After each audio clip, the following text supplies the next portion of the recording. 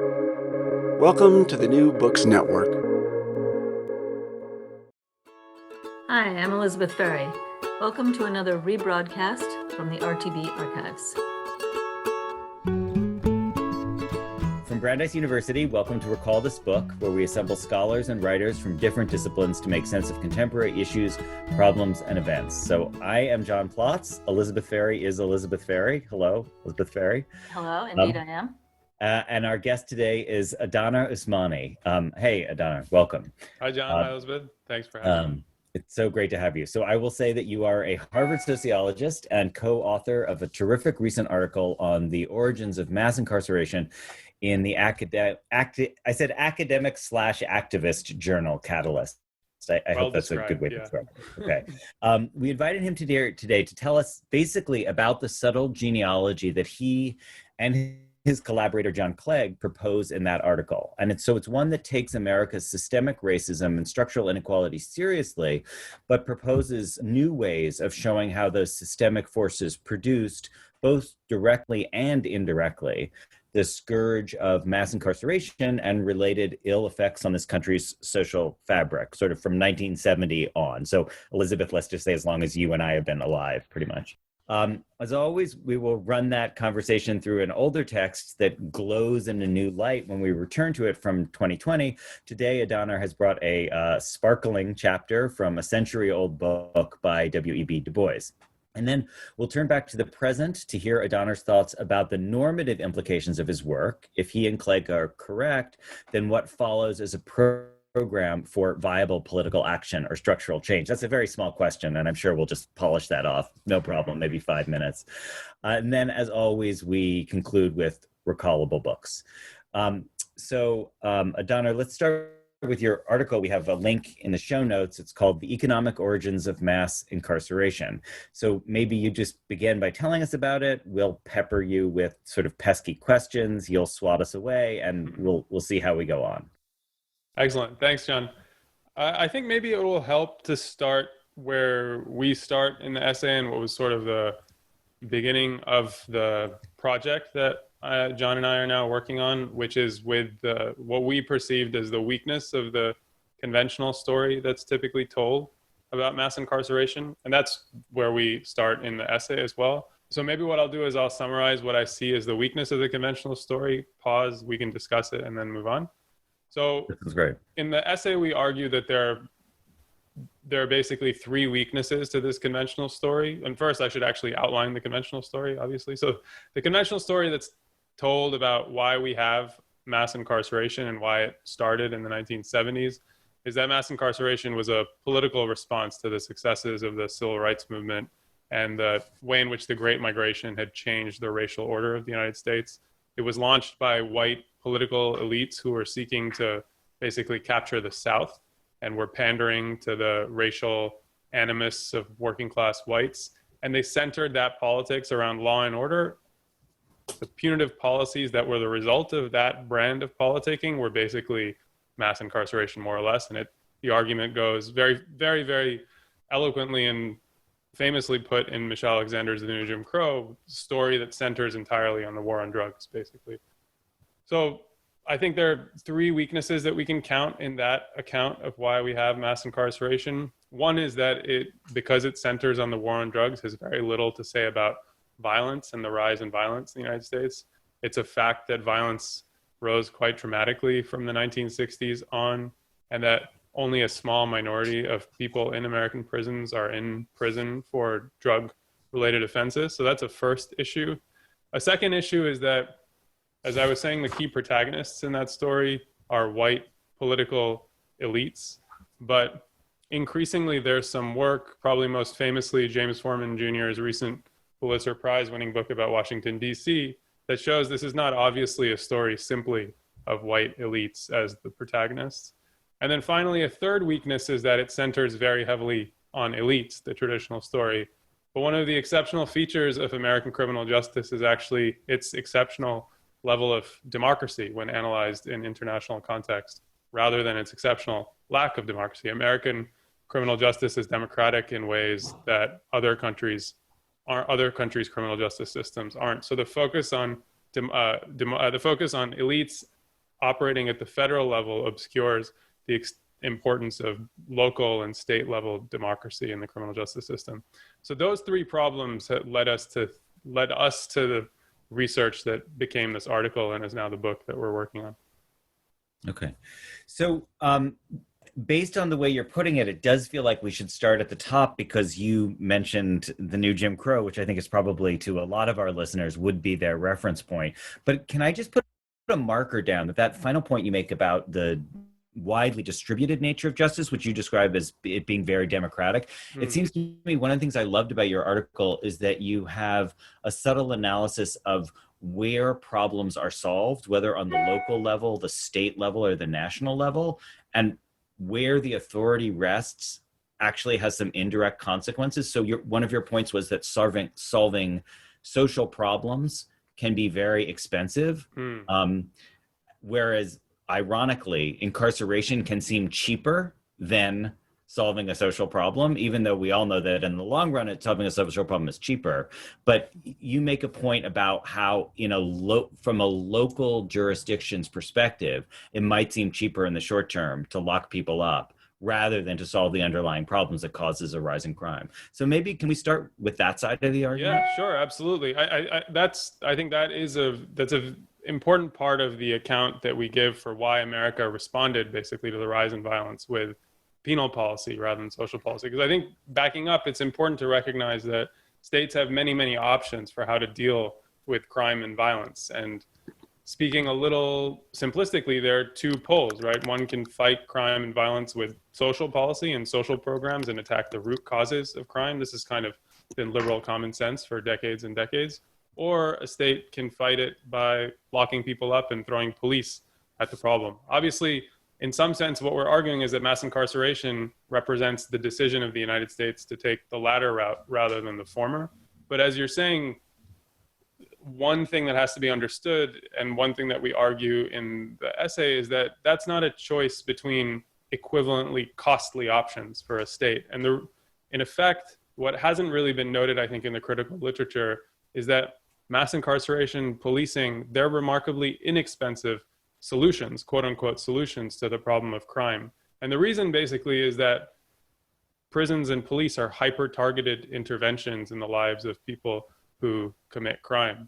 Whereas social policy, to be politically effective, but just more generally, social policy is indiscriminate and untargeted. So social policy goes to all poor people in effect, whereas prisons and police are targeted at that very small minority of poor people who end up committing crime. So the result is that even in the United States today, which is the welfare state laggard and the prison police capital of the world in some respects, the United States spends more money on on social policy, something like 10 times more money on social policy than it does on penal policy. It's just that it spends less. That ratio is very different in the United States from it is in other countries. Like other countries spend way more. Their ratio of how much they spend on social programs to how much they spend on incarceration is much higher than ours. Exactly. So we present some of these numbers in the piece, but from memory, the ratio in the United States is around 10 to 1. And of course, it depends on exactly how you count social policy, but it's around 10 to 1. Whereas in a country like Denmark, it's 40 to 1, right? Okay. So the big ambition of the piece is really to stitch together two literatures on American exceptionalism. One literature on American exceptionalism and punishment, and make the argument that that literature can be profitably combined with another longstanding literature in social science, which is the literature on the underdevelopment of American social democracy, the underdevelopment of the American welfare state. Okay, yeah, that's great. And so I totally hear you saying that the big picture there is the underdevelopment of our social, like we went from being social welfare leaders back in the Gilded Age to becoming laggards, and we have been for more than a century now, which is an amazing fact in terms of the self-conception of the country. Right. In the article, you distinguish between, this approach of looking at the root causes or investing in improving the root causes in order to prevent violent crime. And then the other option is a punitive response. But also there are different kinds of responses which are not punitive. I guess this is what you're now describing as severity, right? And I mean, we can certainly this is one of the things that, like, when people ask people like Alexandria Ocasio-Cortez about, school to prison pipelines and stuff, she talks about how in suburban, mostly white communities, teenagers do stuff and they get, sent to what's called diversion, right? Which is like you go and you sit in a room with a social worker and you do, whatever it is you do, right? Yeah.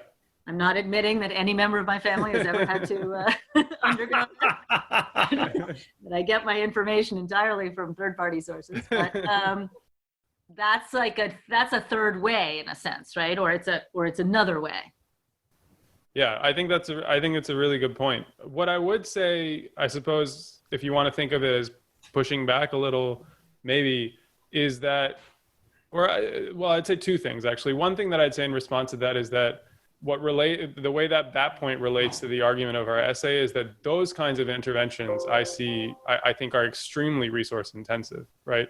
Right. And so it's, again, part of the broader story of the unwillingness, in effect, of the United States to actually commit resources to the self-development of poor communities, right? And a lot of these are often funded locally. And so the paradoxes of American federalism mean rich communities have it, poor communities don't have it. Right. The other point, though, that I would make... Sorry, Adaner, can I go ahead. actually say something else? That is federalism in some sense, but you would even want to specify further, because it isn't just about federalism in the sense of states' rights versus country rights. You're also talking about local tax bases, right? Absolutely. So in other words, that's actually about the many levels of governmentality. Totally. And so this actually relates to a point that you were bringing up earlier, John, which I think is very important, which is that one other feature of all of this is that American criminal justice policy is basically delegated to states and localities in the United States.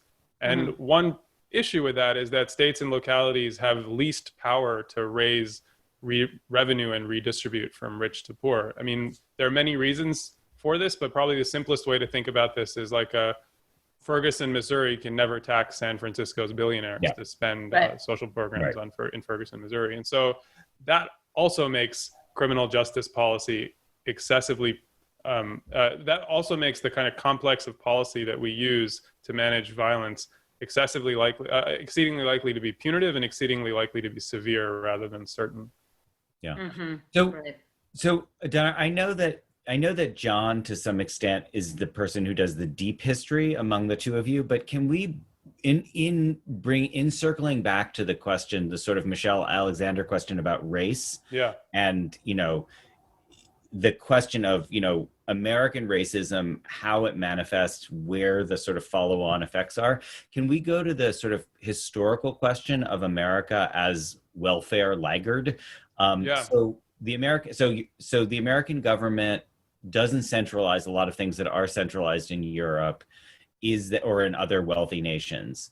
But also the American government, historically was made up of states that had extremely different ideologies about how poor people were treated, and also how poor people of different races were treated. So Totally. Yeah, I mean, I think there are a couple of threads here. The first thing that I would say is that with regards to this institutional fact that we were just addressing, which is like, you can think of it as the overdevelopment of local and state property rights against the federal government. Right. That, in my mind, has everything to do with the history of American slavery. There's a great book by historian Robin Einhorn called American Taxation, American Slavery, which more or less makes this kind of argument, which says that the underdevelopment of the federal government's ability to sanction property owners at the state and local level is directly traceable to the influence of plantation elites on state development. The other thing, though, that I would say is that what's very important to the story we tell is the underdevelopment of American socialism, American social democracy, and the weakness of the American working class, in effect, the divided nature of the American working class. And that also has everything to do with slavery and the history of American racism. I mean, the reason that the American working class is divided in a way that European working classes are not is precisely because the nature of American working class formation is so deformed by American slavery and the plantation economy. And that's something that we also try and argue in the piece. So it's sort of these two consequences that are both consequences of American slavery, the deformation of American economic development and the deformation of American institutional development by slavery. Mm-hmm. But it's a different story, I think, than the story that someone like Michelle Alexander would tell, right? Where it's there, the causal link between American slavery and mass incarceration is in effect through American sort of ideology of white supremacy. And that's, I would distinguish that from the kind of argument that we're trying to make. In a second, we should turn to the Du Bois, because I think the Du Bois is actually germane to this. Yeah. But the footnote I wanted to add is that, Adaner, you and I had a kind of, not a disagreement, but a kind of a working through of how we think about Piketty. And one of the things I would say about Piketty that I really admire is that in this question of like where the causality comes from in your explanatory scheme, like which are the things that count as explanations and which are the things that need to be explained. The thing I really appreciate about his new book, which is distinct from the first book, and I think it may also explain why the uptake among social scientists of the second book has not been that great, is that in the new book, he actually thinks about ideological belief systems as causative. Like Absolutely. He's really interested in the change from one, like he wants to explain the rise of slavery and also the way that slavery morphed into other forms of what he calls proprietarian ideologies, like ideologies that really focus on the ownership of labor or persons or just property generally. And Piketty is really open in the new book and saying that, like, you know, once a belief takes on a life of its own, it is causative. So Right. For, you know, racism would be a good example of something, which is, I believe Piketty's account, which is that racism is called into being by the nature of slave systems. It is like created by the forms of ownership of persons that were necessary for early modern New World economies to work. But once it's called into being, it isn't just that. It's a bunch of other things as well. But that doesn't make what your project, Adaner and John Clegg, right? What your project, that doesn't make your project not an important one. In some ways, it makes it more important because of course, it's taking on a life of its own. Race is taking on a life of its own, but part of its taking on a life of its own is its capacity to seem like a prime mover or seem like something that you don't need to inquire into further because either it's the way things are or it's the thing that needs to be taken down.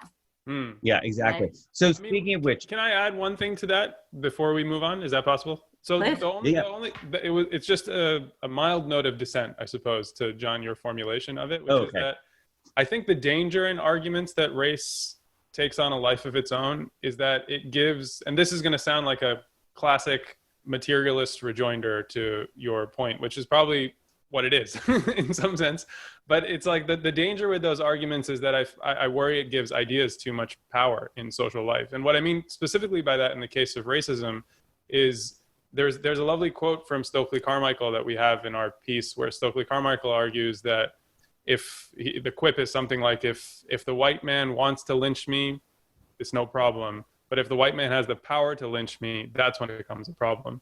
Yeah. And so I see those ideas as, in effect, only powerful when they're allied to certain kinds of inequalities that give them. Okay, so Adaner, I don't think we're disagreeing on this, but it's interesting because normally my role in this podcast is to thunder against sort of identitarian thinking, and I'm still against identitarian thinking. So fundamentally, we're in agreement.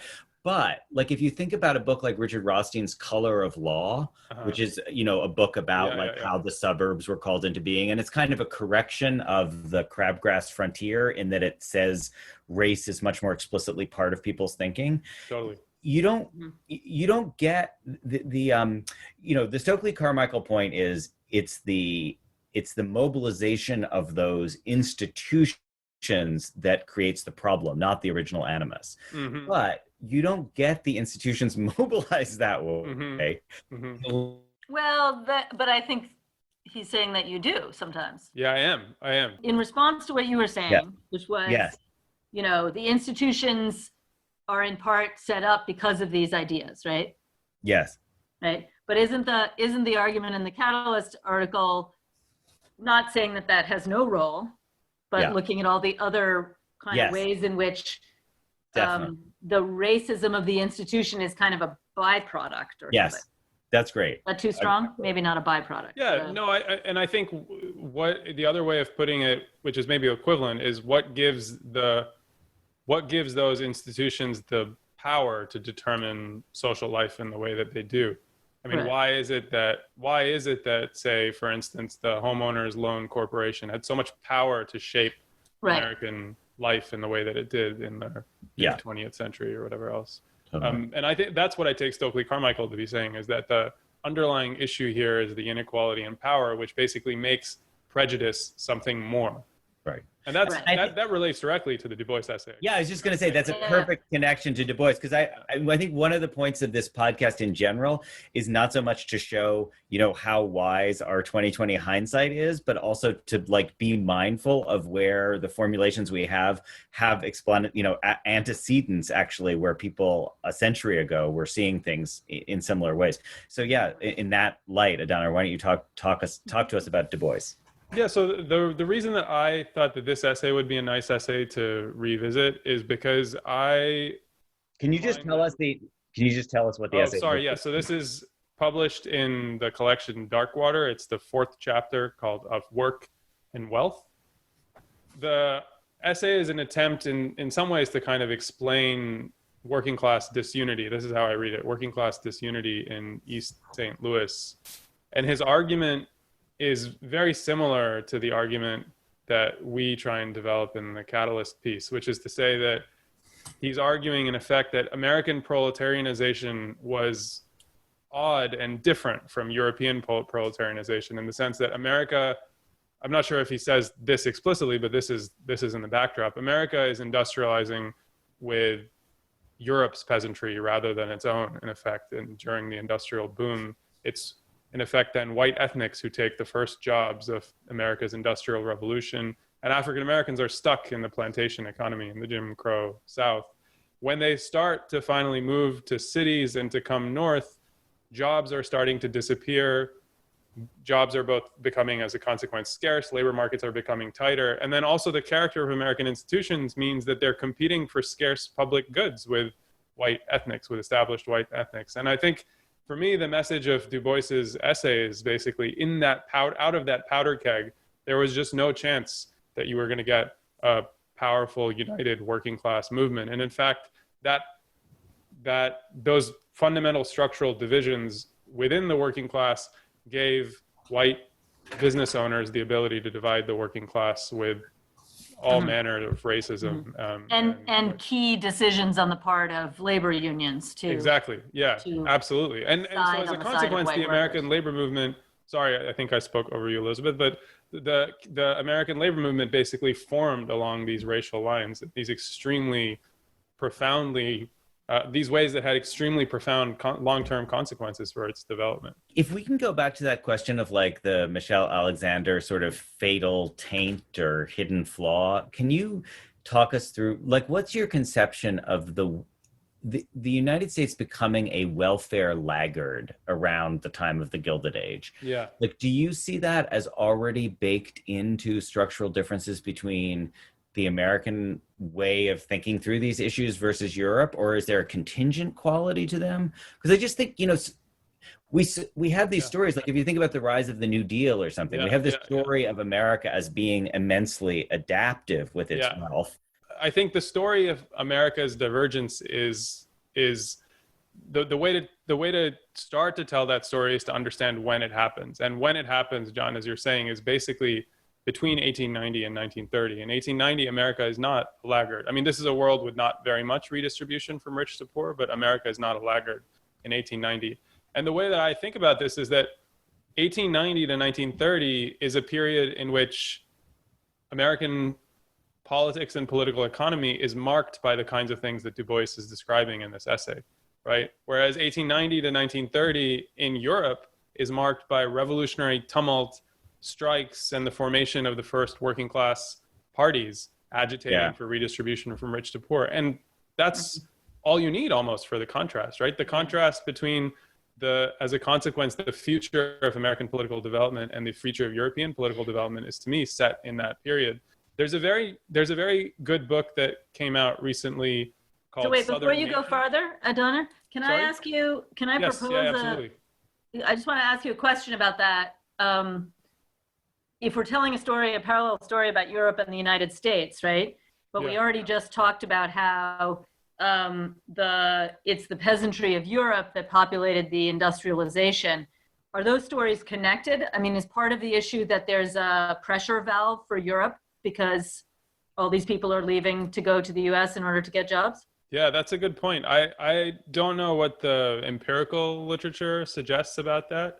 I mean, presumably there'd be a way to look at it, but it's really plausible on its face, right? That European labor markets are getting tighter just at the same time as American labor markets are getting inundated by new immigrants. Right. And sort of European labor movements might find it easier, in effect, to organize. And there's if in both places there's a kind of surplus of former agricultural workers into an industrializing context, but if in one of those places there's an out. Right. Exactly. Yeah.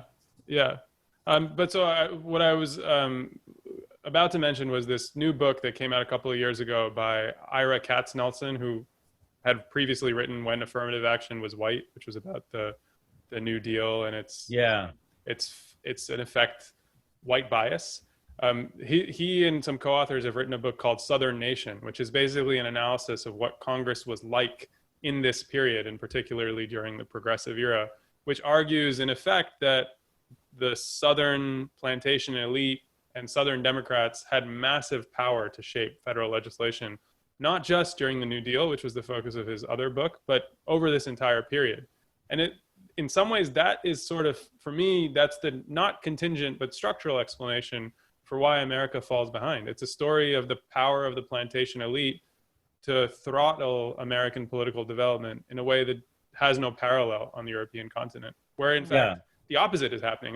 Europe is erupting in revolution. That's fascinating. There's a small scale version of that in The Color of Law. There's this analysis of Southern Democrats subcommittees about housing policy. So you see that enacted in that local level, but it makes sense to me that would be a larger. Well, but this I think goes back to the disagreement, I suppose, that we were having a little bit about The Color of Law and the role of racism as idea versus the role of racism as power relation. I mean, I see very much what's happening in the new, like one way of interpreting what's happening in the New Deal is that the New Deal is biased towards whites and against African Americans because of white racism. And in one sense, that's true. But white racism, the way to explain it is the reason that it has such hold is because the Southern Democrats have such hold over the Democratic Party.